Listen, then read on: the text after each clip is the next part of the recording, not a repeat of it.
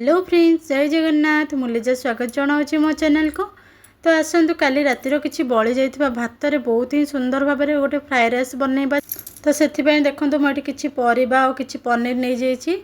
तो फास्ट कड़े बसैकिना से किसी खाइबा तेल किसी देदेबा। तेल गरम है कटिकी रखि रसुण कंचा लंका पियाज ताको देकिना भल भाव में भाजीदेवा। भाजीगला गाजर कैप्सिकम को ताको देदेबा। ताको टिके भाजिकी पुणी जहाँ परिबा मु नेइथिली ना से परिबा को देकी भल भाव में भाजीदेवा। पूरा 5 मिनट पर्यंत परिबा को भाजी गला परे सेथिरे आमे टमाटो ऐड करिया। तो टमाटो को देकी पुणी ताको भल भाव में टिके भाजी देकी पूरा टमाटो सीझी गला परे ना लास्ट रे बीट और पनीर को देदेबा। स्वाद अनुसार लुण देदेबा। ताको भल भाव में टिके मिसेइकिना जो रातिर बळी जाइथिबा भातटा को गरम करके रखिथिले ना लास्ट रे से भात को देकी टिके गोलमरिच गुंड मीट मसला चिली फ्लेक्स सब पकईकिना भल भाव में मिसईदेवा। भात को पूरा भात मसला सहित भल भाव में पूरा मिसईदेवा। तो देखो एत सहज उपाय राति माने जो बासी भातटा थिला ना खाली रे तो खाइबा भल लागिवनी।